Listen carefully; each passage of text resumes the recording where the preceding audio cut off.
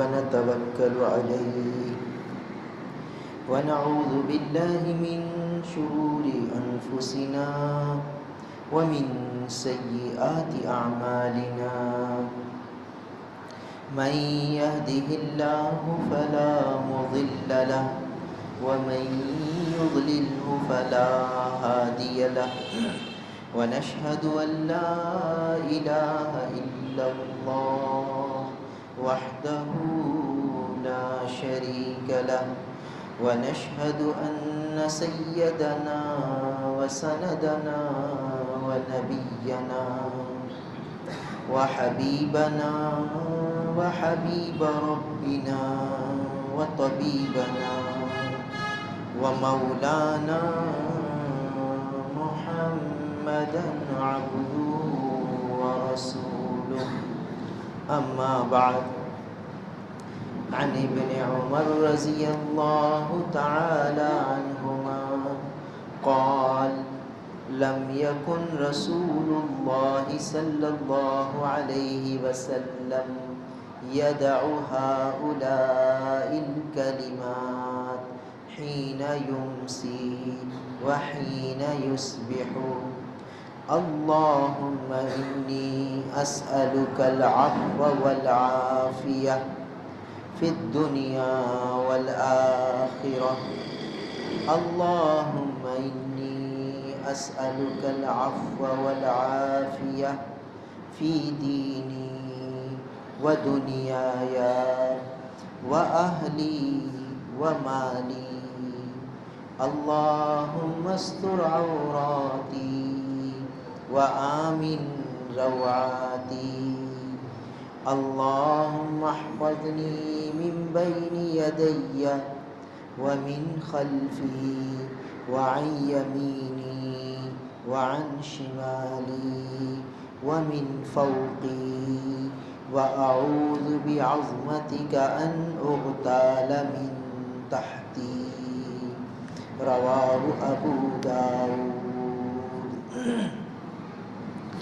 عن عبد الله بن غنام البياضي رضي الله تعالى عنه أن رسول الله صلى الله عليه وسلم قال حين يصبح اللهم ما أصبح بي من نعمة أو بأحد من خلقك فمنك وحدك لا شريك لك لك الحمد ولك الشكر فقد أدى شكر يومه ومن قال مثل ذلك حين يمسي فقد أدى شكر ليلته رواه أبو داود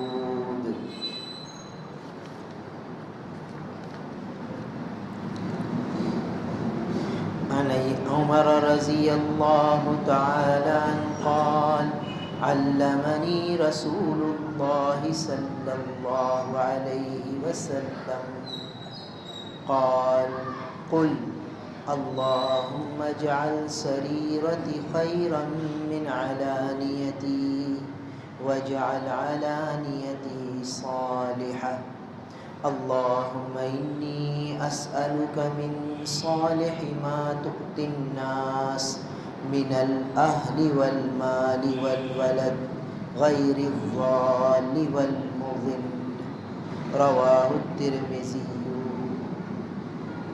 عن أبي هريرة رضي الله تعالى عنه قال دعاء حفظته من رسول الله صلى الله عليه وسلم لا أدعه اللهم اجعلني أعظم شكرك وأكثر ذكرك وأتبع نصحك وأحفظ وصيتك رواه الترمذي أو كما قال عليه الصلاة والسلام میرے محترم بزرگوں اور عزیز بھائی، یہ رسول اللہ صلی اللہ علیہ وسلم کی مبارک دعائیں ہیں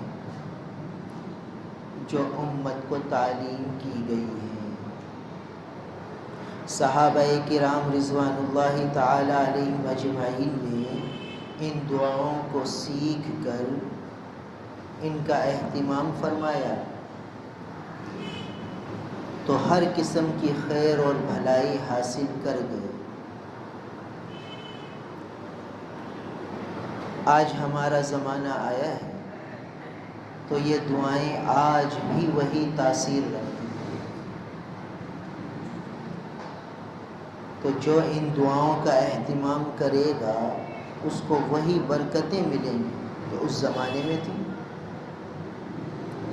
اس لیے یہ دعائیں ہماری زندگی کا وظیفہ حیات ہونی چاہیے۔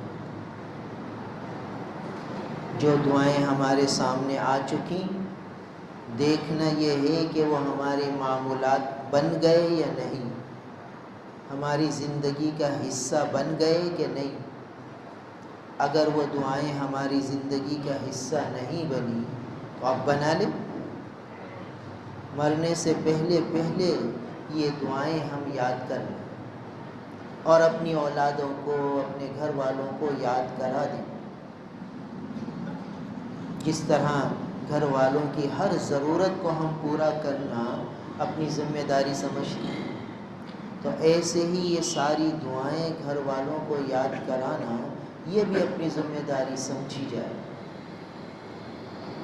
اور وقت نکال کر گھر کے سب افراد ان دعاؤں کو یاد کریں اور اس کا اہتمام کریں تاکہ ان دعاؤں کی پوری برکتیں ہمیں نصیب ہو جائیں۔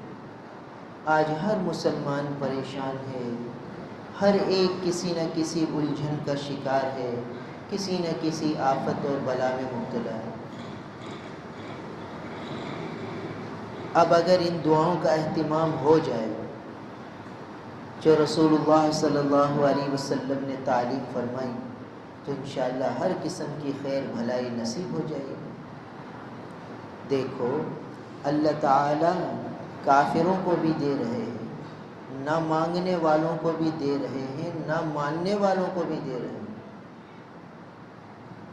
جو اللہ تعالیٰ کو نہیں مانتا اللہ تعالیٰ اسے بھی عطا فرما رہے ہیں، جو اللہ تعالیٰ سے نہیں مانگ رہا اللہ تعالیٰ اسے بھی دے رہے ہیں۔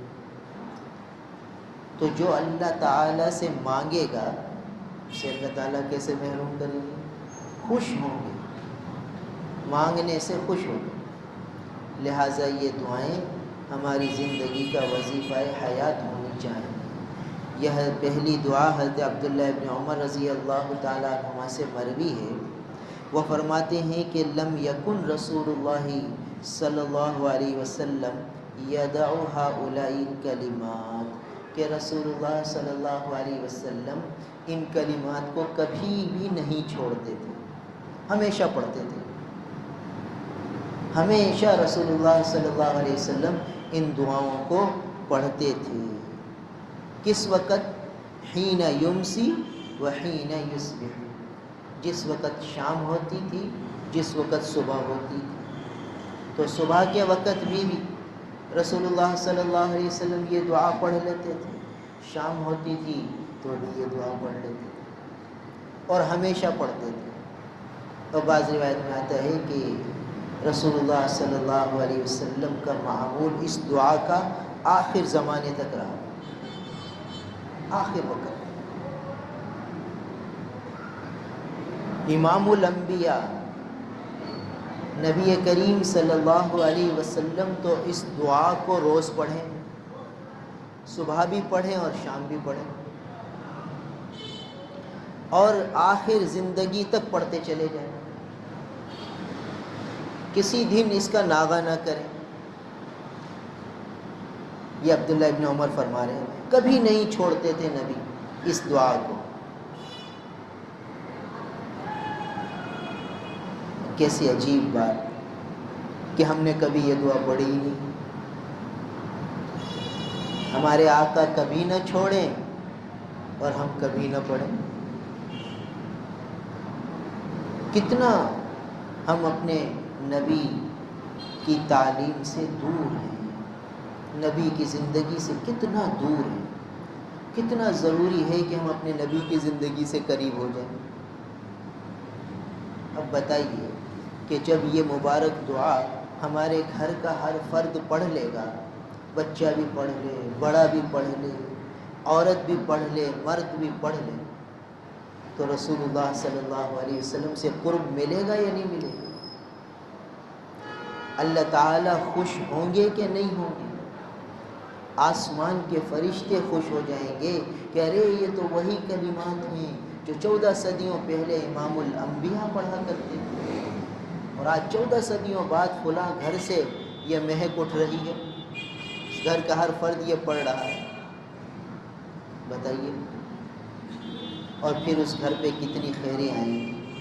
اور اس میں مانگنا ہی سکھایا گیا، اس دعا میں مانگنا ہی سکھایا گیا کہ یہ مانگو، یہ مانگو اور اس طرح مانگو، مانگنا سکھایا۔ آج جو سب سے بڑی کمی ہے وہ مانگنے میں۔ داتا تو دینے کے لیے تیار ہے، منگتا مانگنے کے لیے تیار نہیں۔ داتا عطاؤں کے لیے تیار ہے، منگتا لینے کے لیے تیار نہیں۔ بتائیے، تو خیر بھلائیاں ملیں تو کیسے ملیں؟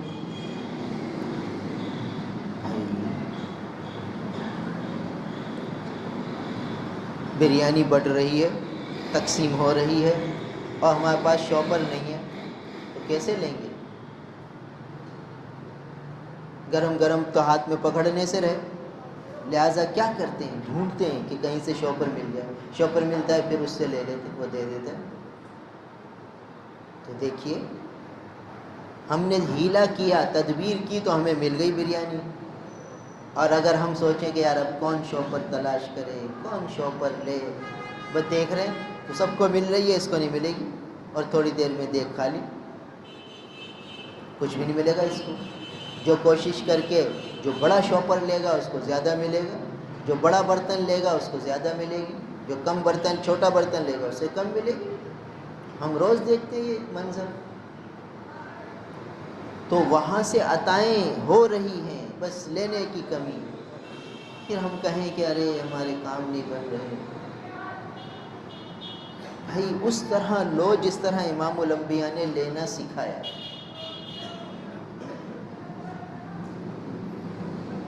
امام الانبیاء جس طرح اللہ تعالیٰ سے لے رہے ہیں وہ طریقہ سیکھنا ہے اور اس طریقے سے لینا ہے۔ جب اس طریقے سے لیں گے تو بہت ملے گا، اور اس طریقے سے ہٹ کر لیں گے تو بھائی پھر کیا ملے گا؟ کچھ بھی نہیں ملے گا۔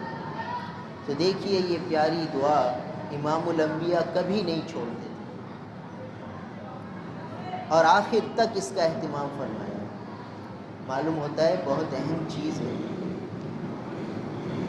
بہت قیمتی دولت ہے، بہت ضروری چیز ہے، اسی لیے امام الانبیاء اس کا اہتمام فرماتے ہیں اور ہمیشہ فرماتے ہیں۔ صبح بھی اس کو پڑھتے ہیں، شام بھی پڑھتے ہیں، کبھی ناغہ نہیں فرماتے۔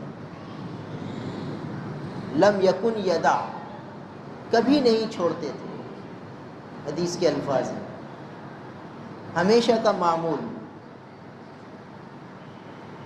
امام الانبیاء اس دعا کے برکات کو مشاہدہ فرماتے تھے، اترتی ہوئی رحمتوں کو ملاحظہ فرماتے تھے، تو پھر کیسے چھوڑ دیتے؟ یعنی ان کلمات کی تاثیر ان کے سامنے مشاہدہ تھی۔ بھائی ہمیں معلوم ہے کہ یہ دودھ والے کے پاس دودھ ملے گا، تو دودھ والے کے پاس جا کے دودھ ہی مانگ لیں گے، اس کے پاس جا کے سونا تھوڑی مانگیں گے، اس کے پاس سبزی تھوڑی مانگیں گے، دودھ والے سے دودھ لیں گے، اور پتہ ہے کہ یہ دکان ہے دودھ والے کی، اور بھائی یہ راستہ ہے دودھ والے کے لیے جانے کا۔ اور اگر بعض دودھ والے شاپر نہیں دیتے تو شاپر کا اہتمام کرتے ہیں کہ بھائی یہ بھی لے کے جانا، ورنہ دودھ کو سنبھالنا مشکل ہو جائے گا۔ تو چونکہ یہ ساری چیزوں کا ہم اہتمام کرتے ہیں کہ ہمیں معلوم ہے، اس لیے اہتمام کرتے ہیں۔ امام الانبیاء کو ان دعاؤں کی تاثیرات معلوم تھی، اس لیے اہتمام فرماتے تھے، اور امت کو عملاً تبلیغ تھی، عملاً یہ بات سکھائی جا رہی تھی کہ یہ کلمات روز پڑھنے کے ہیں، صبح بھی پڑھنے کے ہیں، شام کو بھی پڑھنے کے ہیں۔ تو حضور نے کبھی نہیں چھوڑے ان کلمات کو، اس لیے ہمیں بھی اس کا اہتمام کرنا چاہیے، اور ایک ایک بچے کو پڑھانا چاہیے، گھر کے ہر بچے کو اس کا معمول بنانا چاہیے۔ اور جب تک بچہ اس دعا کو پڑھ نہ لے اسے صبح ناشتہ نہ دو، اور جب تک رات کو نہ پڑھ لے اسے رات کی روٹی نہ دو۔ عورتیں اس کا ماحول بنائیں، مرد اس کا ماحول بنائیں۔ دکان سے آ کر مرد رات کو پوچھیں بھئی کس کس بچے نے یہ دعا پڑھی؟ بھئی نہیں پڑھی تو اس کو پڑھاؤ پہلے۔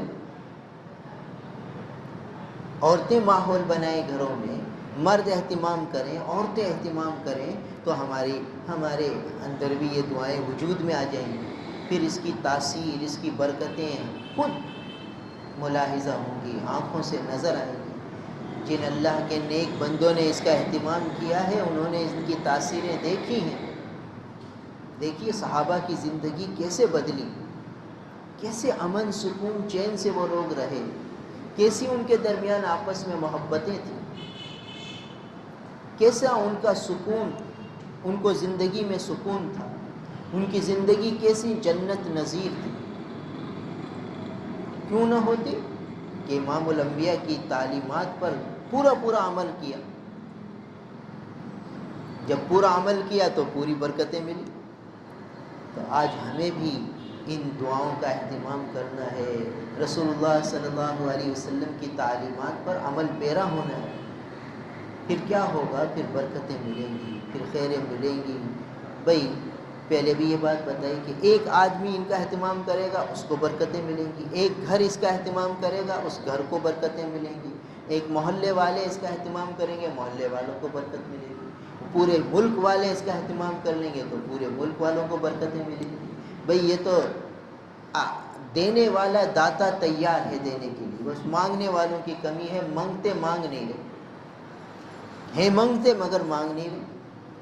اور داتا دینے کو تیار ہے اور لینے والا لے نہیں رہا، لے بھی نہیں رہا، غفلت میں مبتلا ہے، بلکہ غفلت کے بعد معصیت میں مبتلا ہے۔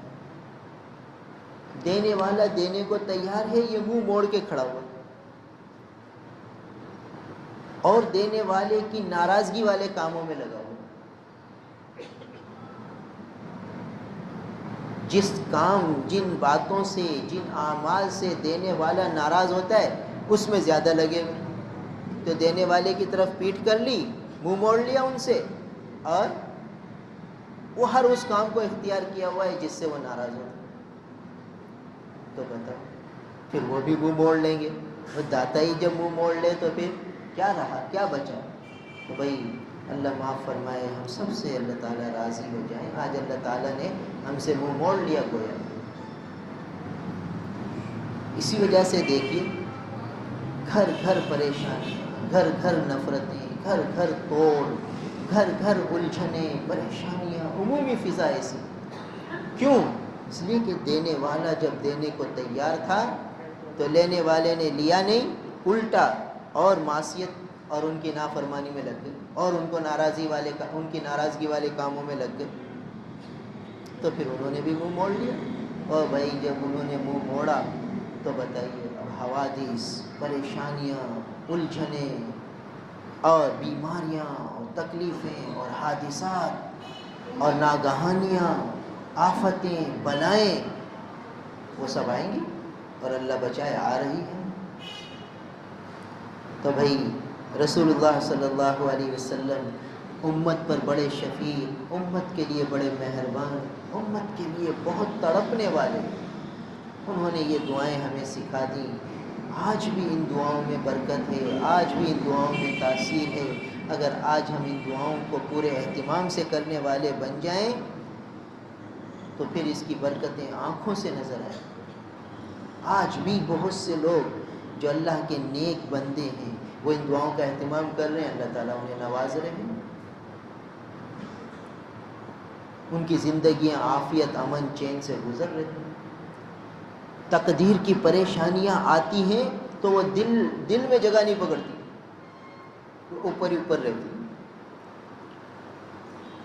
یعنی ان دعاؤں کی عجیب تاثیر ہے کہ حوادث پریشانیاں جو اس دنیا کا خاصہ ہے، بیماریاں تکلیفیں جو اس دنیا کا خاصہ ہے، وہ تو آئیں گی، اس سے بچ نہیں سکتا آدمی، مگر ان دعاؤں کی برکت سے وہ چیزیں دل پر حاوی نہیں ہوں، دماغ پر حاوی نہیں ہوں، وہ ان چیزوں میں بھی خوشی رہے گا، مطمئن رہے گا، اطمینان والی زندگی ہوگی اس میں، ان حوادث پر سے بہت زیادہ مایوس نہیں ہوگا، خوش رہے گا۔ جتنے اللہ کے نیک بندے گزرے ہیں آج بھی موجود ہیں، ان کی زندگی دیکھ لیجئے، پڑھ لیجئے، ان دعاؤں کا اہتمام کر کے کس طرح وہ اللہ تعالیٰ سے عافیتیں سلامتیاں لے رہے ہیں۔ حتیٰ کہ دوسروں کو عافیت چین کی باتیں کر کے ان کے دل کو مطمئن کر دیتے، ایسے اللہ کے نیک بندے کہ ان کے دل میں اتنا اطمینان ہوتا ہے، اللہ کی ذات پر اتنا بھروسہ ہوتا ہے کہ جو مایوس پریشان حال آدمی ان کے پاس آتا ہے تو وہ ان سے ایسی محبت کی، شفقت کی اور اطمینان کی باتیں کرتے ہیں کہ سامنے والا کا دل جو مایوس ہو چکا ہوتا ہے پر امید ہو جاتا ہے۔ ایسے اللہ کے نیک بندے ہم نے دیکھے، تو وہ کیوں؟ وہ ان دعاؤں کا اہتمام کر کے بنے، ان کی یہ کیفیت کیوں ہوئی؟ ان دعاؤں کا اہتمام کر کے ہوئی۔ تو بھئی یہ دعائیں آج سے ہر گھر کا فرد پڑھنے والا بن جائے۔ تو حضرت عبداللہ بن عمر رضی اللہ عنہما فرماتے ہیں لم یکن رسول اللہ صلی اللہ علیہ وسلم یدع ہؤلاء الکلمات، کہ رسول اللہ صلی اللہ علیہ وسلم کبھی بھی ان کلمات کو نہیں چھوڑتے تھے۔ حین یمسی وحین یصبح، جس وقت شام ہوتی تھی اور جس وقت صبح ہوتی تھی، صبح کے وقت بھی اس کو پابندی سے پڑھتے تھے اور شام کے وقت بھی پابندی سے پڑھتے تھے۔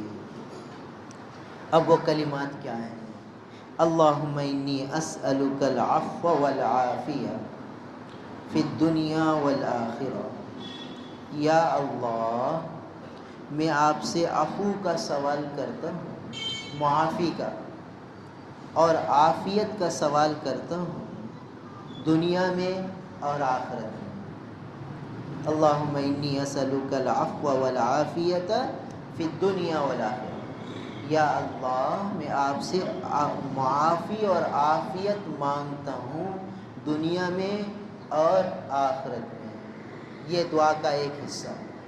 پھر دوسرا حصہ، اللہم انی اسألک العفو والعافیۃ فی دینی و دنیای و اہلی و مالی، یا اللہ میں آپ سے عفو اور عافیت مانگتا ہوں میرے دین میں، میری دنیا میں، میرے گھر والوں میں اور میرے مال میں۔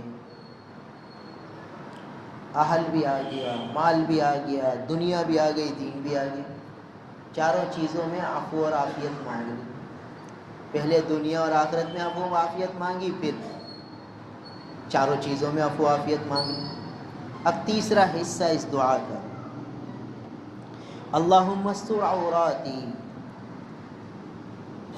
یا اللہ میرے عیوب پر پردہ ڈال دیجیے، جتنے میرے عیب ہیں سب چھپا لیجیے۔ یہ تیسرا جملہ۔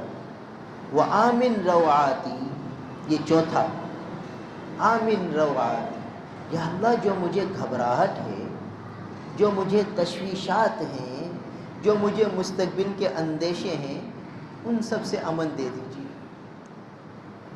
ان سب کو دور کر دیجیے جو میرے دل میں اتنی خلفشار ہے۔ آمن روعاتی، میرے دل کی گھبراہٹ کو دور کر دیجیے، امن سے بدل دیجیے۔ بتائیے۔ اور پھر فرمایا اللہم احفظنی من بین یدی، یا اللہ میری حفاظت فرمائیے، من بین یدی میرے سامنے سے، ومن خلفی میرے پیچھے سے، وعن یمینی میری دائیں جانب سے، وعن شمالی میری بائیں جانب سے، ومن فوقی اور میرے اوپر سے، اعوذ بعظمتک ان اغتال من تحتی، اور یا اللہ میں آپ کی عظمت کی پناہ لیتا ہوں اس سے کہ میں اپنے نیچے سے اچک لیا جاؤں۔ نیچے سے اچک لیا جائے۔ بتائیے 5 جملے، 5 بڑی بڑی دعائیں اس میں مانگی گئی، تو اللہ کے حبیب صبح بھی مانگ رہے ہیں، شام بھی مانگ رہے ہیں۔ اب اس میں کچھ تھوڑی سی تفصیل کہ کیا مانگا ہے امام الانبیاء نے، تھوڑے سے مختصر سے الفاظ ہیں مگر کتنا وسیع مفہوم ہے۔ ساری دنیا آخرت کی بھلائیاں اس دعا میں آ گئی ہیں۔ آج جس ہم پریشانیوں میں ہیں اس سب کا حل اس دعا میں موجود ہے۔ دیکھیے، عفو مانگا، عافیت مانگی، اللہم انی اسألک العفو والعافیت فی الدنیا والآخرہ۔ عفو مانگی، عافیت مانگی۔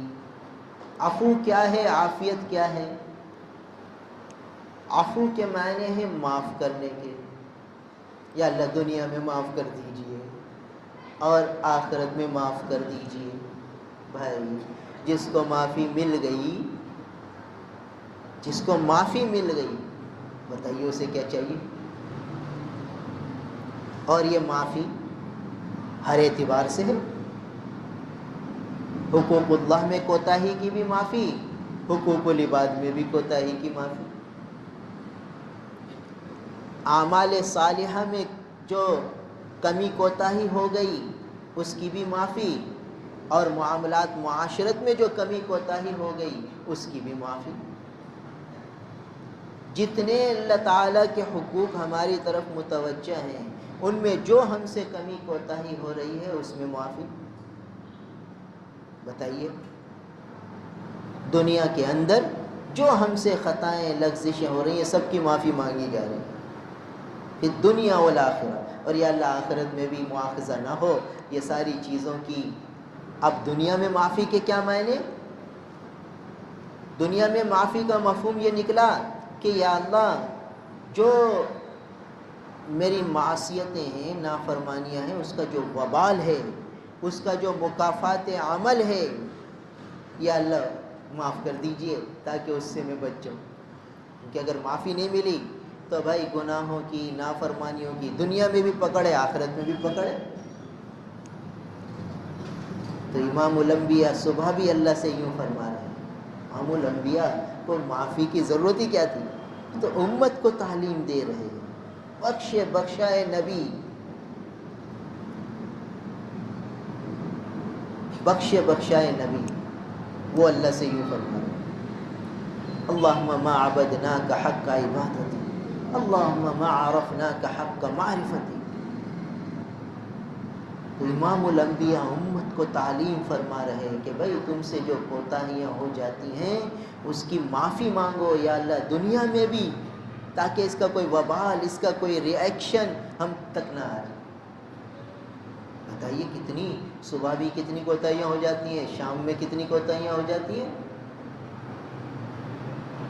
چلتے پھرتے اٹھتے بیٹھتے کیا کچھ زبان سے نکل جاتا ہے، آنکھوں سے کچھ ہو جاتا ہے، کان سے کچھ ہو جاتا ہے، لاشعوری غیر ارادی طور پر بھی ہو جاتا ہے، شعوری اور قصدن بھی ہو جاتا ہے۔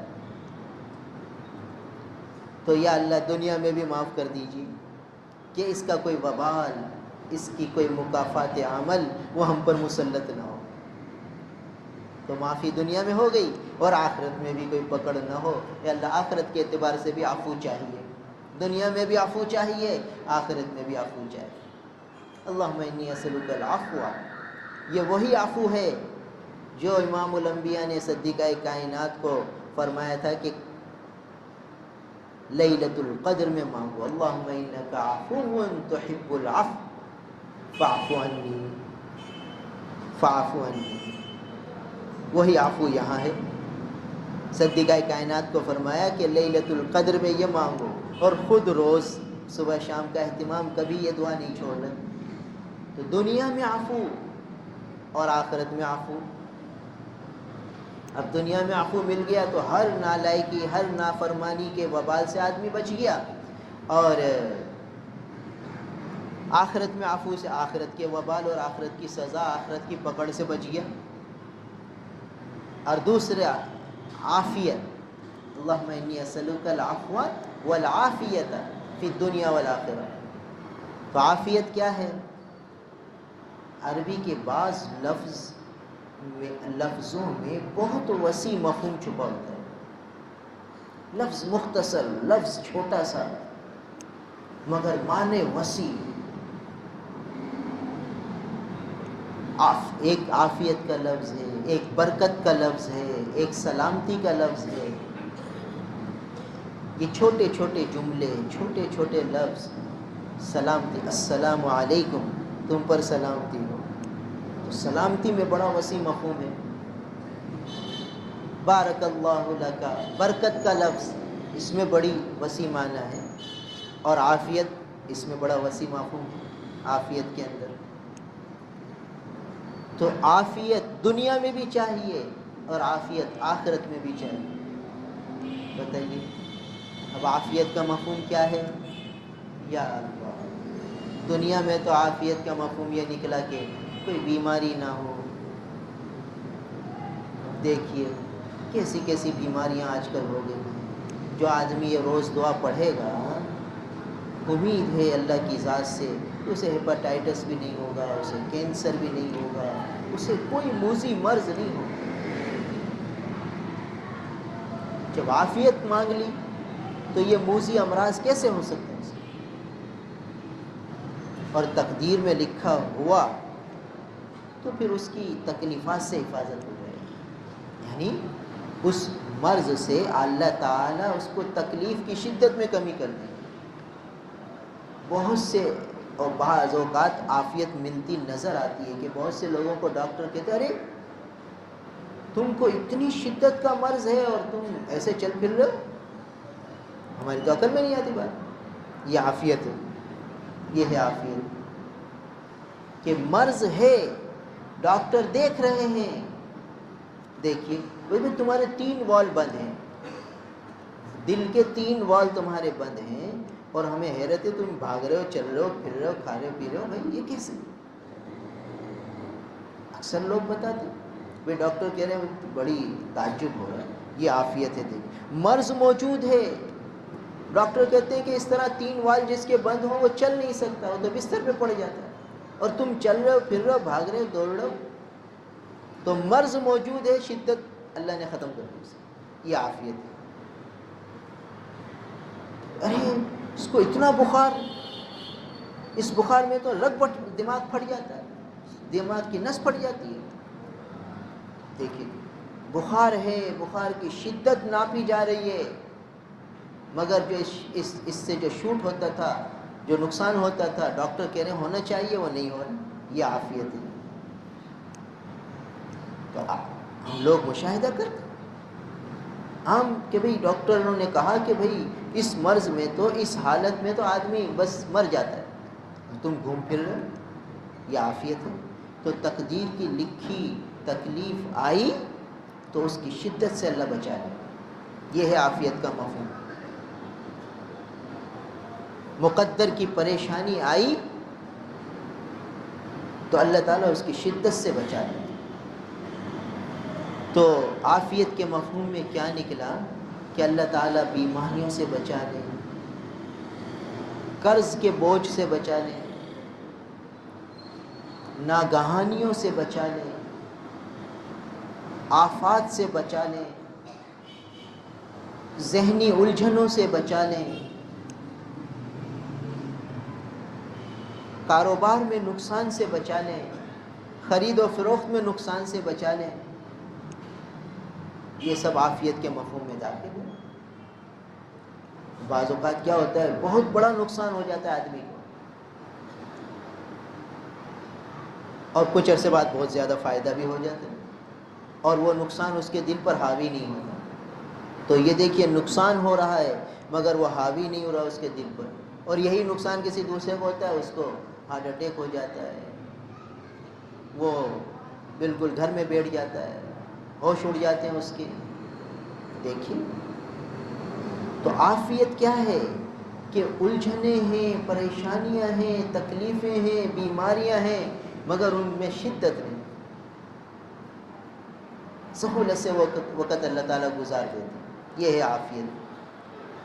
امام الانبیاء سکھا رہے ہیں بھائی یہ مانگو اللہ سے، صبح بھی مانگو شام بھی مانگو، روز مانگنا ہے، روز 2 وقت مانگنا ہے۔ دیکھیے کبھی نہیں چھوڑتے یہ کلمات امام الانبیاء۔ تو اب دیکھیے عافیت کا مفہوم کتنا وسیع نکلا۔ تو عفو بھی چاہیے، عافیت بھی چاہیے، دنیا میں بھی چاہیے یہ دونوں دولتیں، آخرت میں بھی چاہیے۔ اب آخرت کی عافیت کیا ہے؟ کہ آخرت کی عافیت تو یہی ہے نا کہ اللہ تعالیٰ ایک لمحے بھی جہنم میں نہ ڈالے۔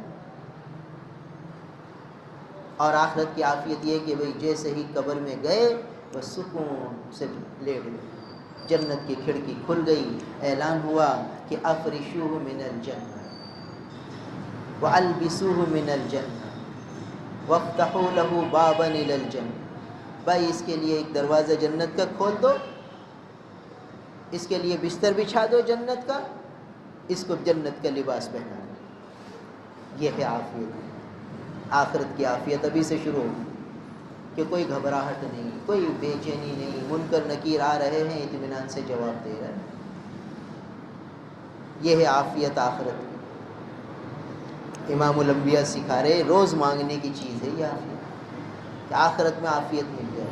پھر قبر سے اٹھیں گے، یا ویلنا من بعثنا من مرقدنا، اے ہمیں ہماری قبروں سے کس نے اٹھا دیا، پریشانی ہوگی۔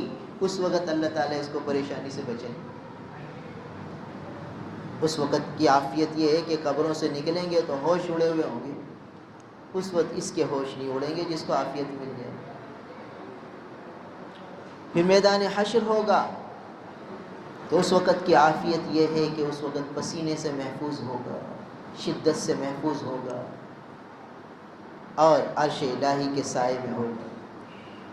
بتائیے پھر حوض کوثر پہ جام کوثر امام الانبیاء کے دست مبارک سے نصیب ہوگا انشاءاللہ۔ یہ ہے عافیت۔ پل صراط پر گزر جائے گا، پار ہو جائے گا، یہ ہے عافیت۔ تو آخرت کی عافیت یہ ہے۔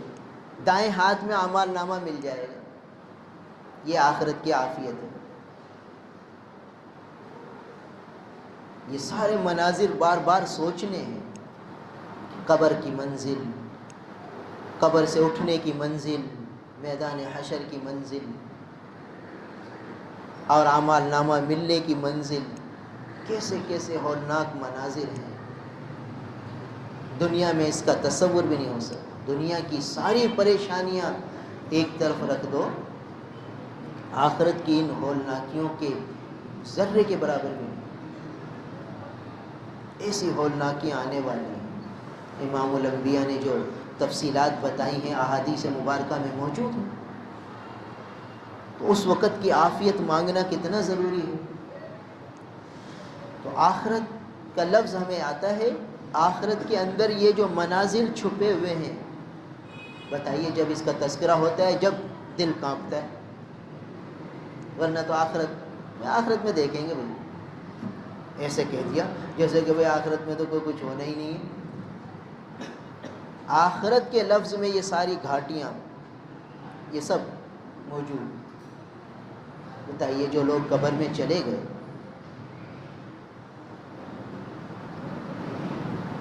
10 سال پہلے چلے گئے، 100 سال پہلے چلے گئے، 1400 سال پہلے چلے گئے، اور ان کو عافیت مل گئی ہے، تو آج عافیت میں ہوں گے، مزے میں ہوں گے، اور اللہ بچائے ان کو اگر عافیت نہیں ملی تو کتنی الجھن کا شکار ہوں گے، کیسی کیسی ان پر ازدے مسلط ہوں گے، اللہ حفاظت کرے، اور کتنے عرصوں سے تڑپ رہے ہوں گے۔ تو یہ منازل چونکہ آنے والے ہیں اور یقینی ہیں، تو امام الانبیاء اس وقت کی عافیت بھی مانگ رہے ہیں، روز مانگنا سکھا رہے ہیں، صبح بھی اور شام بھی۔ کتنا ضروری ہے اس دعا کا اہتمام۔ تو اللہم انی اسألک العفو والعافیۃ فی الدنیا والآخرہ، دنیا میں بھی اور آخرت میں۔ پھر آخرت کی منزل، یہ سارے منازل جب طے ہو جائیں گے، پھر پل صراط سے پار ہو جائے گا، پھر چاہے جنت ہے یا دوزخ ہے، تو اللہ تعالیٰ اسے عافیت ہوگی تو سیدھا جنت میں ڈالے گا، اور عافیت نہیں ہوگی تو اللہ حفاظت فرمائے پھر پاک صاف ہونے کے لیے جہنم میں جانا پڑے گا۔ تو ابھی سے روز مانگنی ہے عافیت آخرت کی۔ پھر اگلی دعا کا حصہ اللہم انی اسألک العفو والعافیۃ فی دینی و دنیای و اہلی و مالی. 4 چیزوں میں عافیت مانگی. اس سب کا تعلق دنیا سے کہ اللہم انی اسألک العفو والعافیۃ فی دینی و دنیای. یا اللہ دین میں عفو اور عافیت چاہتا ہوں، یعنی دین کے اعتبار سے جو احکامات شریعت میری طرف لاگو ہیں ان میں جو مجھ سے کمی کوتاہی ہو جاتی ہے یا اللہ اس میں عفو کر دیجئے اور اس کے وبال سے بچا لیجئے. اور جو احکامات کی ادائیگی ہے اس میں عافیت دیجئے، یعنی آسانی سے پورے کرا دیجئے. بتائیے میرے دین میں عافیت دیجئے. دین میں عافیت کیا کہ دین کے جتنے احکامات میری طرف ہیں یا اللہ اس کی ادائیگی میں سہولت ہو، آسانی ہو، یہ عافیت ہے. اب دیکھیے فجر میں آنکھ کھل گئی، اللہ کا فضل، اللہ کا احسان، یہ عافیت ہے. اسی لیے تو فجر کی توفیق مل گئی. اور جس کو نہیں ملی سمجھو اس کی آج عافیت نہیں، تبھی تو فجر قضا ہوگی. ورنہ خود اٹھاتے، جب عافیت دیتے ہیں تو خود آنکھ کھل. بھائی ایسی گہری نیند سے آدمی کیسے اٹھ جاتا ہے؟ وہ ہی اٹھاتے ہیں. ہمارے بس میں اٹھنا تو موت کی وادی میں چلا گیا ہے، اسے اٹھا رہے. اور عافیت ہے تو تہجد بھی مل رہی ہے،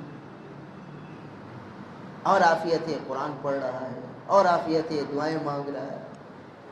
سب عافیت کے نقشے ہیں. اور عافیت ہٹ گئی تو فجر بھی گئی. فجر کے بعد آنکھ کھل رہی ہے تو پریشان رہی، یہ کیا ہوا؟ ہاں ندامت ہو گئی، یا اللہ معاف کر دیجیے. صدمہ ہو گیا دل میں کہ کیا ہو گیا، کیوں مجھ سے فجر چھوٹی، یہ عفو مل گئی، یہ عفو ہو گئی. اور کوئی صدمہ نہیں، کوئی افسوس نہیں، بس روٹین ہے، معمول ہے. صبح اٹھیں گے آرام سے پڑھیں گے اور پڑھ کے چلے جائیں گے دکان پر. تو نہ عفو ہے نہ عافیت ہے. اس آدمی کو نہ عفو ہے نہ عافیت ہے.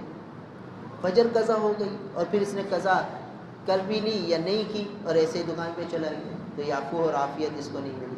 اور دل میں صدمہ ہوا کہ کیوں مجھ سے فجر چھوٹ گئی، گویا اس کو عفو ملی. عافیت تو ہٹ گئی کہ قضا ہو گئی نماز، مگر معافی مل گئی کہ ندامت ہونے لگی ہے، افسوس ہونے لگا ہے کہ کیوں مجھ سے اللہ تعالیٰ کا یہ حکم ٹوٹا. دیکھیے اب یہ دعائیں روز مانگے گا تو اللہ تعالیٰ اسے روز اعمال صالحہ کی توفیق دیں گے. اپنے دین میں عفو عافیت مانگ رہا ہے. اللہم انی اسألک العفو والعافیۃ فی دینی، یا اللہ میرے دین میں مجھے عفو عافیت دیجیے. تو دین کے اعتبار سے جتنے احکامات بندے کی طرف لاگو ہو رہے ہیں، متوجہ ہو رہے ہیں، اس کی ادائیگی کی توفیق مل جانا یہ عافیت، اور اس کا قبول ہو جانا یہ معافی. اس میں کمی کوتاہی رہ جائے اس کی معافی، یہ عفو. تو اب یہ دین کے اعتبار سے مانگ لے گا تو پھر بیوی کے حقوق بھی ادا کرے گا، بچوں کے حقوق بھی ادا کرے گا، پڑوسیوں کے حقوق بھی ادا کرے گا، کیونکہ عافیت مل گئی، گویا سب کی توفیق مل گئی. دیکھیے پورے دین پر حاوی ہے یہ دعا. پھر دنیا، یا اللہ میری دنیا کے اعتبار سے بھی عفو عافیت مانگتا ہوں. اب دنیا کے جتنے کام ہیں ظاہری اعتبار سے، کھانا پینا، لباس، پوشاک، ان سب میں عافیت چاہتا ہوں. بھائی سواری ہے، موٹر سائیکل ہے، دنیا کی چیز ہے، دنیا کی آسائش ہے، دنیا کی سہولت ہے. عافیت یہ ہے کہ اس کے ذریعے سہولت سے ساری جگہ پہنچ گیا، اور اللہ بچائے عافیت ہٹی تو کیا کچھ ہوتا ہے بھائی. اللہ بچائے کیسے کیسے ایکسیڈنٹ ہو جاتا ہے، جان چلی جاتی ہے، اعضاء کو نقصان پہنچ جاتا ہے. عافیت ہٹی تو یہ ہوا، اور عافیت ملی تو سواری کی سہولت. گھر کے اعتبار سے عافیت ہے تو گھر میں ہوا بھی ہے، آسانی بھی ہے، سہولت بھی ہے، وسعت بھی ہے. عافیت ہٹی تو سب چلا گیا، اللہ حفاظت فرمائے۔ تو اب دنیا کے اعتبار سے بھی عافیت مانگی، دنیا میں سواری کی بھی آدمی کو ضرورت ہے، اور گھر کی بھی ضرورت ہے، لباس پوشاک کی ضرورت ہے۔ اسی لباس میں ہی آدمی کو نقصان کیا ہو جاتا ہے، پانچیا پاؤں میں آیا، پاؤں لڑکا گر گیا، سیڑھیوں سے گر گیا، بھئی کیا ہوا، بھئی یہ پانچیا پاؤں میں آ گیا، گر گیا، پانچیا پاؤں میں پھنسا کہ اس میں موٹر سائیکل میں، اور اس لباس کی وجہ سے دیکھیے کیا نقصان ہوا، موٹر سائیکل گری۔ تو اب یہ لباس کی عافیت یہ دنیا ہے، یہ دنیا کی جتنی نعمتیں اللہ نے دے رکھی ہیں یہ واقعی نعمت بنے۔ یہی نعمتیں جب اللہ چاہتے ہیں الجھن ہو جاتی، کھانا کھاتا ہے تو ہضم ہو گیا، اس سے قوت مل گئی، توانائی مل گئی، یہ عافیت ہے۔ اور یہی کھانا پیٹ خراب ہو گیا، الٹی ہو گئی، دست ہو گئے، یہی کھانا کیا بن گیا، دیکھیے عافیت ہٹی تو کیا بنا، عافیت تھی تو کتنی سہولت اور کتنی آسانی کی، کیسا مزہ دیا کھانے نے، اور پھر اس سے ہضم بھی ہو گیا آسانی سے، تو پھر اس سے قوت بھی کیسی ملی، تو یہ کھانے کے اعتبار سے عافیت۔ تو ہمارے نبی دیکھیے کتنی مختصر الفاظ میں پوری زندگی کے اعتبار سے دعا آ رہی ہے، اسی لیے امام الانبیاء اس دعا کو کبھی چھوڑتے نہیں۔ اللہم انی اسألک العفو والعافیت فی دنیایا، دنیا میں میری دنیا میں عفو عافیت دیجیے۔ اب کیا مطلب کہ ان کھانے پینے میں مجھ سے جو بے ادبیاں ہو جاتی ہیں، جو کوتاہیاں ہو جاتی ہیں، یا اللہ وہ عفو چاہتا ہوں، معاف کر دیجیے۔ نعمتوں کی ناقدری، نعمتوں کی ناشکری، نعمتوں کی کو ضائع کرنا، کتنی پلیٹوں کو کس طرح رکھ دیتے ہیں، کیسے ذرات گرا دیتے ہیں۔ تو یہ سب میں جو مجھ سے کوتاہی ہو جائے وہ عفو چاہیے، اور عافیت چاہیے کہ ان سب کی آداب کے لحاظ رکھنے کی ہمت دے دیجیے۔ دیکھیے امام الانبیاء نبی کریم صلی اللہ علیہ وسلم صبح شام یہ دعا پڑھ رہے ہیں، تو امام الانبیاء ساری سنتوں پر عمل کر رہے ہیں خود اپنی ذات سے، اور پھر صحابہ کرام اس دعا کا اہتمام فرما رہے ہیں، تو صحابہ کرام کو توفیق مل رہی ہے ہر سنت پر عمل کرنے کی، عفو عافیت مل گئی تو اب ہر سنت پر عمل کی توفیق مل رہی ہے صحابہ کرام کو۔ صحابہ کرام اس دعا کا اہتمام کرتے تھے، وہ کیسے، یعنی اس دعا کے اہتمام سے پھر سنت پر عمل کا داعیہ بیدار ہو جائے گا۔ عافیت جو مل گئی، کوتاہی پر معافی جو مل گئی، تو پھر کوتاہی ہوگی نہیں، ہو جائے گی، معافی مل جائے گی، وبال نہیں آئے گا اس کا۔ تو اس لیے اس دعا سے اعمال کی طرف رغبت ہوگی، شوق ہوگا۔ تو کھانے کی عافیت یہی کہ یہ جزو بدن بن جائے، لباس پوشاک کا فائدہ پورا مل جائے، یہ دنیا کے اعتبار سے، کاروبار میں نفع ہو جائے، نقصان سے اللہ تعالیٰ بچا لے۔ تو نقصان ہو گیا، عافیت ہٹ گئی، فائدہ ہو گیا، عافیت مل گئی، اور لین دین میں کمی کوتاہی جو چوک ہو گئی وہ معافی ہو گئی، کسی کی حق تلفی ہو گئی تو اس کو دینے کا داعیہ بیدار ہو گیا کہ بھئی اس کی حق تلفی ہوئی ہے، اس کو پہنچا دو اس کا حق، جو کمی کوتاہی ہے اس کی تلافی کی توفیق مل جائے، یہ عفو ہے کہ معاف ہو گیا تو پھر توفیق مل رہی ہے کہ اب میں اس حق کی ادائیگی کروں۔ تو دنیا کے اعتبار سے بھی عفو عافیت مانگی، وَأَهْلِي وَمَالِي، یا اللہ میرے اہل میں بھی عفو عافیت مانگتا ہوں، یعنی اس میں سب بیماریوں سے حفاظت آ رہی ہے۔ اہل بھئی گھر والے بیمار ہو جائیں، بچے بیمار ہو جائیں، خود آدمی بیمار ہو جائے تو کتنی اذیت کا معاملہ ہو جائے۔ تو اب یہ اہل کے اعتبار سے عفو عافیت کیا کہ اہل کے اعتبار سے حق تلفیاں ہو جائیں، معاف کر دیجئے، اور اس کے اعتبار سے عافیت دیجئے کہ ان کو کوئی حادثہ پیش نہ آئے، ان کو کوئی تکلیف نہ آئے، ان کو کوئی پریشانی نہ آئے۔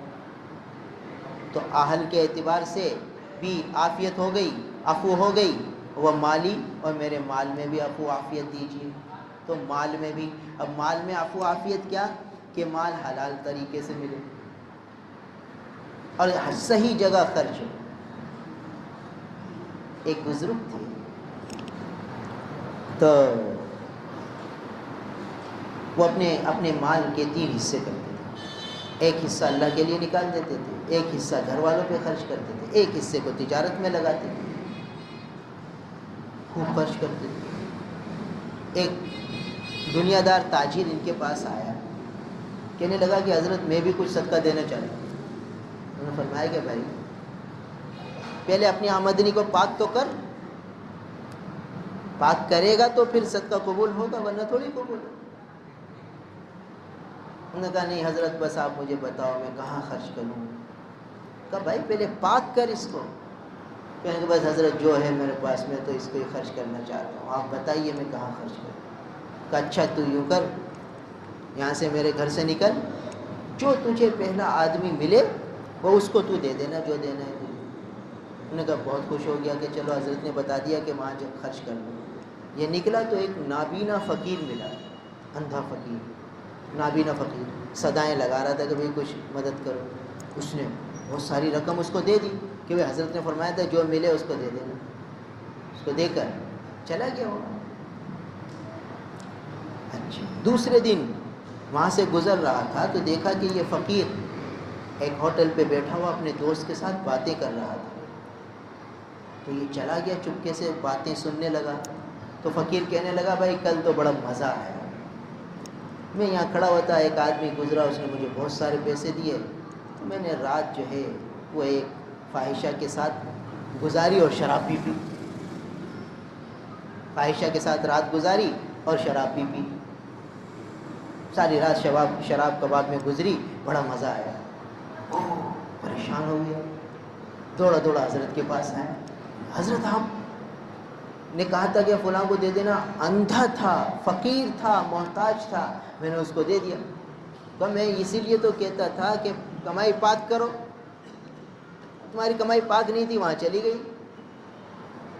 پھر کہا اچھا یہ میرا 1 درہم لے جاؤ, جو آدمی تمہیں نظر آئے پہلا اس کو یہ درہم دے دینا, 1 درہم بس. جیسے ہی نکلا تو اسے ایک خوش پوشاک آدمی, خوبصورت لباس پہنا ہوا, خوبصورت مالدار قسم کا آدمی لگ رہا تھا, وہ نظر آیا.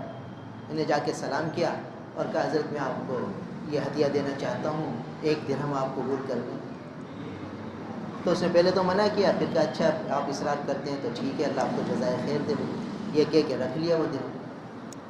اب یہ اس کے پیچھے کہ بھئی دیکھو یہ کیا کرتا. تو یہ آدمی جو خوش لباس میں تھا, اس کے ہاتھ میں کوئی تھیلی تھی, یہ لے کے جا رہا تھا. تو یہ جہاں سے آ رہا تھا وہاں ہی سے پلٹ گیا تھیلی, اور آگے جو ایک ویرانہ سا تھا وہاں چلا گیا. یہ بھی پیچھے پیچھے چلا کہ دیکھو کیا کرتا ہے. اس نے وہ تھیلی میں سے ایک مردہ کبوتر پھینک دیا اور پھر آگے چلا گیا. مرا ہوا کبوتر تھیلی میں بند تھا. تو آگے جا کے اس نے پکڑ لیا کہ بھائی یہ کیا چکر ہے.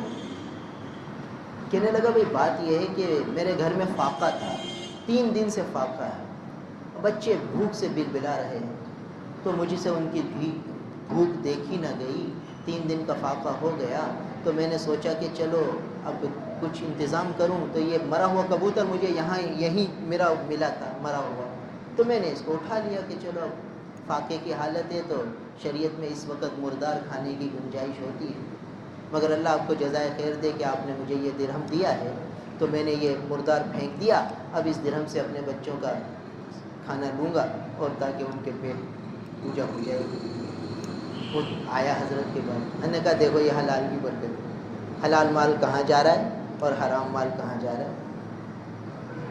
تو اب مال میں عفو عافیت کیا ہے کہ مال حلال ملے گا اور صحیح مصرف میں خرچ ہوگا. دیکھیے شادی بیاہوں میں مال خرچ ہو رہا ہے نہیں ہو رہا, اللہ تعالیٰ کی نافرمانیوں میں مال خرچ ہو رہا ہے نہیں ہو رہا. بس وہ آمدنی جیسی ویسے خرچ, آمدنیوں میں احتیاط نہیں تو پھر خرچ بھی دیکھو ایسی. یعنی لاکھوں روپے شادی میں خرچ ہو رہے ہیں اور ان لاکھوں میں بہت سے روپے معصیت میں اور سری گمراہیوں خرافات میں اور اللہ تعالیٰ کی نافرمانی میں خرچ ہو. تو بتائیے کیسی واضح مثال بزرگوں نے بتائی کہ اس کے پیسے فقیر کو دیے, اندھے کو, اندھا اور فقیر, مگر دیکھیے کہاں خرچ ہوئے, اور اس کے 1 درہم خوش پوشاک لباس آدمی کو دیے ہیں، اور وہ کہاں خرچ ہوا؟ کتنی ضرورت پہ خرچ ہوا؟ تو عفو، مال میں عفو عافیت یہ ہے کہ اللہ تعالیٰ مال کو حلال دیں گے، حلال راستے سے کمی کوتاہی کو معاف کر دیں گے، اور عافیت دیں گے کہ صحیح مصرف میں خرچ ہوگا، خرافات میں، نافرمانیوں میں خرچ نہیں ہوگا۔ تو مال اللہ کی رضا میں خرچ ہوگا، اللہ کی ناراضگی میں خرچ نہیں ہوگا، یہ مال کی عافیت ہے۔ تو اگر مال اللہ کی نافرمانی میں خرچ ہو رہا ہے تو سمجھو عافیت ہٹ گئی، اور اللہ کی اطاعت اور فرما برداری کے کاموں میں، اللہ کی رضا جوئی میں خرچ ہو رہا ہے تو سمجھو کہ مال میں عافیت ہے۔ بیماری میں، تکلیفوں میں خرچ ہو رہا ہے تو یہ عافیت ہٹ گئی، اور صحیح جگہ خرچ ہو رہا ہے سمجھو عافیت ہے۔ تو مال میں عفو اور عافیت مانگی، اللہم انی اسألک العفو والعافیۃ فی دینی و دنیای و اہلی و مالی، اللہم استر عوراتی و آمن روعاتی۔ یا اللہ میرے عیوب پر پردہ ڈال دیجئے، اور یا اللہ میری گھبراہٹ کو امن سے بدل دیجیے۔ دل میں کیسی کیسے وسوسے آتے ہیں، کیسی کیسی تشویشات آتی ہیں، کیسی آدمی سوچتا رہتا ہے اب کیا ہوگا، آئندہ کیا ہوگا۔ امام الانبیاء اس کا بھی علاج بتا رہے ہیں۔ آج ہم میں سے ہر آدمی مستقبل کے اندیشوں میں پریشان ہے، اور ہر وقت ذہن پہ سوچیں سوار ہیں، اب کیا ہوگا، کیسے کریں گے، آئندہ کیا ہوگا، اور اب کیا کریں۔ تو ان سوچوں کا علاج اس دعا میں ہے کہ اللہم استر عوراتی، یا اللہ میرے عیوب پہ پردہ ڈال دیجیے، یعنی لوگوں میں میری بے عزتی نہ ہو، لوگ عزت کریں، لوگ ادب کریں، لوگ احترام کریں، لوگ محبت کریں، میرے عیوب پر پردہ ڈال دیجیے، اور میرے دل کی گھبراہٹ کو دور کر دیجیے، میرے دل کے اندیشوں کو، وسوسوں کو امن دے دیجیے، آمین روعاتی۔ اللہم احفظنی من بین یدی، یا اللہ میرے سامنے سے میری حفاظت کیجیے، سامنے سے آنے والی آفتیں، بلائیں جو بھی ہیں اس سے میری حفاظت کیجیے، ومن خلفی، اور جو میرے پیچھے سے آنے والی ہیں اس سے حفاظت کیجیے، وان یمینی، دائیں جانب سے میری حفاظت کیجیے، وان شمالی، بائیں جانب سے میری حفاظت کیجیے، اوپر سے میری حفاظت کیجیے، واعوذ بعظمتک ان اغتال من تحتی، اور میں پناہ چاہتا ہوں اس بات سے کہ میں نیچے سے اچک لیا جاؤں۔ یعنی 6 جہت ہیں، ہر طرف سے اللہ کی حفاظت مانگو۔ اب بھائی جب ہر طرف سے بندے کو حفاظت مل گئی تو بتاؤ کوئی حادثہ ہوگا، کوئی پریشانی آئے گی، کوئی الجھن ہوگی، کوئی ڈاکو اس سے کچھ چھین کے لے جائے گا؟ کچھ بھی نہیں ہوگا۔ سب کی حفاظت امام الانبیاء مانگ کے چلے گئے کہ اس طرح مانگو، صبح بھی مانگو، شام بھی مانگو۔ تو بتاؤ یہ دعا کتنی ضروری ہے، یہ ابو داؤد شریف کی روایت میں ہے۔ اللہ تعالی ہم سب کو عمل الحمدللہ رب العالمین والعاقبۃ للمتقین والصلاة والسلام علی رسولہ محمد وآلہ واصحابہ اجمعین۔ لا الہ الا انت سبحانک انی کنت من الظالمین، لا الہ الا انت سبحانک انی کنت من الظالمین۔ یا اللہ ہمارے گناہوں کو معاف فرما دیجیے، یا اللہ ہمارے گناہوں کا وبال ہم پر مسلط ہے، ہم ہر وقت معصیتوں میں، نافرمانیوں میں، غفلتوں میں ڈوبے ہوئے ہیں۔ یا اللہ سر سے پیر تک گناہوں میں ڈوب چکے، آپ ہی مہربانی فرمائیں۔ ہمارے آقا نبی کریم صلی اللہ علیہ وسلم یہ دعا کبھی نہیں چھوڑتے تھے۔ اللہم انی اسألک العفو والعافیہ فی الدنیا والآخرہ، اللہم انی اسألک العفو والعافیہ فی دینی و دنیای و اہلی و مالی، اللہم استر عورتی و آمن روعتی، اللہم احفظنی من بین یدی ومن خلفی وعن یمینی وعن شمالی ومن فوقی واعوذ بعظمتک ان اغتال من تحتی۔ یا اللہ امام الانبیاء نے دعائیں کبھی نہیں چھوڑی، نے کبھی پڑھی نہیں۔ ہماری غفلتوں پر رحمت کی نگاہ ڈال دیجیے، ہمیں اپنے حبیب نبی کریم صلی اللہ علیہ وسلم کی یہ پیاری دعاؤں کا اہتمام نصیب فرما دیجیے۔ ہمارے بچوں کو، ہماری نسلوں، ہماری عورتوں کو، مردوں کو، سب کو یا اللہ ان پیاری دعاؤں کا اہتمام نصیب فرما دیجیے۔ ان کو یاد کرنا، ان کو وقت پہ پڑھنا ہمارے لیے سہل فرما دیجیے، آسان فرما دیجیے۔ ان دعاؤں کو جس طرح اپنے امام الانبیاء انبیاء علیہ السلام کے حق میں قبول فرمانا، صحابہ کرام رضوان اللہ تعالی علیہ اجمعین کے حق میں قبول فرمایا، اسی طرح ہمارے حق میں بھی قبول فرما لیجیے۔ یا اللہ ان کے تو دل بھی پاک، ان کی تو زبانیں بھی پاک تھیں، اور یہ کلمات بھی پاک۔ جب ساری ہی چیزیں پاک تھیں تو پھر اس کے اثرات ظاہر تھے۔ آج تو ہمارے دل بھی ناپاک، غفلتوں میں ڈوبے ہوئے، معصیتوں سے بھرے ہوئے، ہماری زبانیں بھی ناپاک۔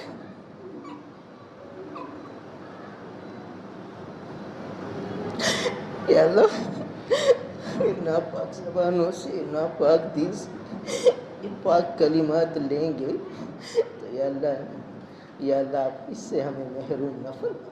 ہماری نالائکیوں کی وجہ سے، ان کلمات کی تاثیر سے، برکتوں سے ہمیں محروم نہ فرمائیے، بلکہ ان کلمات کی برکت سے ہمارے دل بھی پاک کر دیجیے، ہماری زبانوں کو بھی پاک فرما دیجیے، ہمیں اپنے نبی سے قرب دے دیجیے، اپنے نبی سے خاص تعلق نصیب فرما دیجیے، قلبی لگاؤ عطا فرما دیجیے۔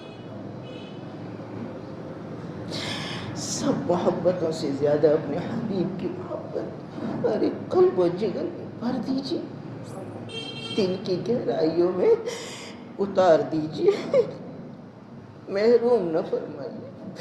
ہمارے آقا نبی کریم صلی اللہ علیہ وسلم پر کروڑوں رحمتیں نازل فرما دیجیے، جو دعائیں ہمیں تعلیم فرمائیں، ہر حرف کے بدلے ان پر کروڑ رحمتیں نازل فرما دیجیے۔ ہر لمحے، ہر آن، ہر گھڑی حضور پر کروڑوں رحمتیں برسا دیجیے، انوار کی بارشیں فرما دیجیے، اس میں سے ہمیں بھی حصہ دے دیجیے، ہمیں بھی محروم نہ فرمائیے۔ ہم بھی انہی کے ماننے والے ہیں، گو ان کے رستے سے ہٹے ہوئے ہیں۔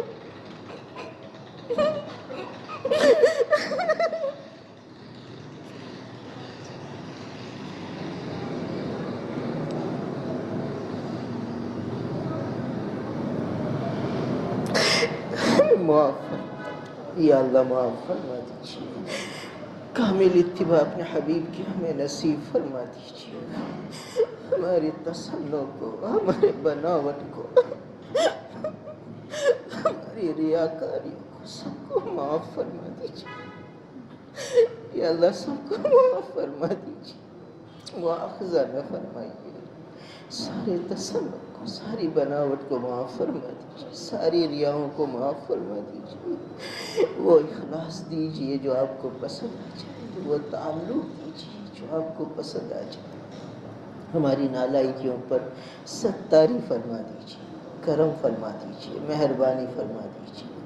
یا اللہ رسول اللہ صلی اللہ علیہ وسلم کی پیاری دعائیں ہم سب کے حق میں قبول فرما لیجیے، ایک ایک حرف کو، ایک ایک کلمہ کو ہم سب کے حق میں قبول فرما لیجیے۔ رسول اللہ صلی اللہ علیہ وسلم کی پوری امت کے ہر فرد مسلم، ہر فرد مسلمہ کے حق میں یہ پیاری دعا قبول فرما لیجیے، یا اللہ قبول فرما لیجیے، ہمیں معاف فرما دیجیے، ہمارا مواخذہ نہ فرمائیے۔ یا اللہ آپ کے حبیب نے اس دعا میں عفو و عافیت مانگی ہے، پوری امت کو عفو و عافیت سے نواز دیجیے۔ نستغفر اللہ و نتوب الیک، نستغفر اللہ و نتوب الیک، نستغفر اللہ و نتوب الیک۔ یا اللہ پوری امت مسلمہ کی طرف سے توبہ کرتے ہیں، ہم سب کو عفو و عافیت سے نواز دیجیے، یا اللہ سب کو عفو اور عافیت سے نواز دیجیے، اعمال صالحہ کی رغبت دے دیجیے، شوق دے دیجیے، اپنی ذات عالی کی طرف انابت نصیب فرما دیجیے، خوب آپ سے لینے والا بنا دیجیے، اپنے در کا بھکاری، اپنے در کا منگتا، اپنے در کا سوالی بنا لیجیے، یا اللہ ہمیں اپنے در کا سوالی بنا لیجیے، ہم پر مناجات کے دروازے کھول دیجیے، آپ سے خوب لینے والا ہمیں بنا دیجیے، ہمارے قلوب کو آپ کی ذات عالی کی طرف متوجہ فرما دیجیے، احسانی کیفیات ہمیں نصیب فرما دیجیے، اے اللہ ہر قسم کی خیر بھلائی ہمیں نصیب فرما دیجیے۔ بہت سے لوگوں نے دعاؤں کے لیے کہا، سب کے مسائل یا اللہ حل فرما دیجیے، سب کی مشکلات آسان فرما دیجیے۔ یا اللہ ہم سب کو آنے والی آخرت کے سارے منازل میں کامیابی، کامرانی، سرخروئی عطا فرما دیجیے۔ جو لوگ دنیا سے رخصت ہو چکے سب کی قبروں کو نور سے بھر دیجیے، سب کی قبروں کو ٹھنڈا کر دیجیے، سب کی قبروں کو جنت کا باغ بنا دیجیے۔ جن کی قبروں میں عذاب ہو رہا ہے یا اللہ آپ مہربانی فرما دیجیے، ان کی تمام حق تلفیوں کو معاف فرما دیجیے۔ حقوق العباد کی کوتاہی ہو گئی ہے تو یا اللہ ان کے اہل حقوق کو اپنے خزانہ غیب سے نواز کر ان سب کو معاف فرما دیجیے، ان کی تنہائیوں پر رحم فرما دیجیے۔ یا اللہ ان کی تنہائیوں پر رحم فرما دیجیے، ان کی وحشت کو انسیت سے بدل دیجیے۔ یا اللہ وہ بس اب اکیلے ہیں، آپ کی رحمت کی آس پر ہے، مسلمانوں کی دعاؤں پر وہ چل رہے ہیں۔ یا اللہ ہم اپنے ان تمام مسلمان بھائیوں کے حق میں آپ سے التجا کر رہے ہیں، جہاں دنیا کے جس خطے میں مسلمان قبر میں جا چکے آپ ان سب کے ساتھ عافیت کا معاملہ فرما دیجیے، عفو کا معاملہ فرما دیجیے۔ اپنے محبوب کی یہ دعا ان سب کے حق میں قبول فرما دیجیے۔ ہمارے اکابر، ہمارے مشائخ، ہمارے اساتذہ، ہمارے والدین جو دنیا سے رخصت ہو چکے ان سب کی قبروں کو جنت کا باغ بنا دیجیے، ان پر انوار کی بارشیں فرما دیجیے، ان کو اعلیٰ علیین میں جگہ عطا فرما دیجیے۔ اپنے محبوب و مقبول مقربین بارگاہ بندوں میں ان سب کو شامل فرما دیجیے۔ ہمیں اپنے اکابر مشائخ، اساتذہ، والدین کا صدقہ جاریہ بنا دیجیے۔ یا اللہ ہمیں ان اعمال صالحہ کی توفیق دے دیجیے جن سے یہ اولاد صدقہ جاریہ بن جاتی ہیں۔ ہمیں اپنے اکابر کا، مشائخ کا، والدین کا صدقہ جاریہ بنا دیجیے، محروم نہ فرمائیے۔ یا اللہ محروم نہ فرمائیے، ہمارے لیے بھی بہت سے صدقہ جاریہ بنا دیجیے۔ یا اللہ ہمارے لیے بھی، ہماری اولادوں کو ہمارا صدقہ جاریہ بنا دیجیے، ان کو نیک صالح بنا دیجیے۔ رب ارحمہما کما ربیانی صغیرا، رب ارحمہما کما ربیانی صغیرا، رب ارحمہما کما ربیانی صغیرا۔ ربنا هب لنا من ازواجنا وذرياتنا قرة اعين واجعلنا للمتقين اماما۔ ربنا هب لنا من ازواجنا وذرياتنا قرة اعين واجعلنا للمتقين اماما۔ یا اللہ ہمارے اکابر، ہمارے مشائخ، ہمارے اساتذہ، ہمارے والدین میں سے جو حیات ہیں ان کی عمروں میں برکتیں عطا فرما دیجیے، ان کا سایہ ہم پر تا دیر سلامت رکھیے، ان کو خوشیاں دیجیے، ان کو برکتیں دیجیے، ان کو سلامتیاں دیجیے، عافیتیں دیجیے، عفو دیجیے۔ اے اللہ ان کی عمروں میں خوب برکتیں دے دیجیے، ان کا سایہ تا دیر سلامت رکھیے، ان کو ناگہانیوں سے بچائیے، آفات سے بچائیے، بلیات سے بچائیے، اپنی مضبوط حفظ و پناہ میں ان سب کو لے لیجیے۔ یا اللہ ہمیں نیک صالح حکمراں عطا فرما دیجیے۔ یا اللہ اچھے لوگوں کو، دین کا درد رکھنے والے، آخرت کی فکر کرنے والے لوگوں کو اولو الامر بنا دیجیے۔ یا اللہ ہمارا اولو الامر ایسے لوگوں کو بنائیے جو آخرت کا ڈر رکھتے ہیں، آپ کے سامنے کھڑے ہونے کی ان کو فکر ہو۔ اے اللہ وہ حقوق العباد کی ادائیگی کی فکر کرنے والے، حقوق اللہ کی ادائیگی کی فکر کرنے والے ایسے لوگوں کو ہمارا اولو الامر بنا دیجیے۔ مہربانی فرمائیے، اچھے لوگوں کو آگے لے آئیے، بدخواہوں کو پیچھے کر دیجیے، اپنا کرم فرما دیجیے۔ اللہم انا نسألک العافیہ ونسألک دوام العافیہ ونسألک تمام العافیہ ونسألک الشکر علی العافیہ۔ اے اللہ اپنی نعمتوں کی فراوانی عطا فرمائیے، اپنی رحمتوں کی خوب یا اللہ فراوانی عطا فرمائیے۔ گیس کی نعمت، بجلی کی نعمت، پانی کی نعمت، پھلوں کی نعمت، سبزیوں کی نعمت، اجناس کی نعمت، سب نعمتوں میں خوب برکتیں عطا فرما دیجیے، خوب فراوانی عطا فرما دیجیے، خوب ارزانی عطا فرما دیجیے۔ گرانی سے بچائیے، قلت سے بچائیے، کامل عافیت دیجیے۔ اللہم ھذا الدعاء وعلیک الاجابہ وھذا الجہد وعلیک التکلان۔ ہماری دعاؤں کو اپنے محبوب نبی کریم صلی اللہ علیہ وسلم کے وسیلے سے قبول فرما لیجیے۔ یا اللہ اپنے محبوب کے وسیلے سے قبول فرما لیجیے۔ یا اللہ اپنے نبی امام الانبیاء کے وسیلے سے ہماری دعاؤں کو قبول فرما لیجئے. ربنا تقبل منا انك انت السميع العليم وتب علينا انك انت التواب الرحيم. وصلى الله تعالى على خير خلقه محمد وآله وأصحابه أجمعين. آمين برحمتك.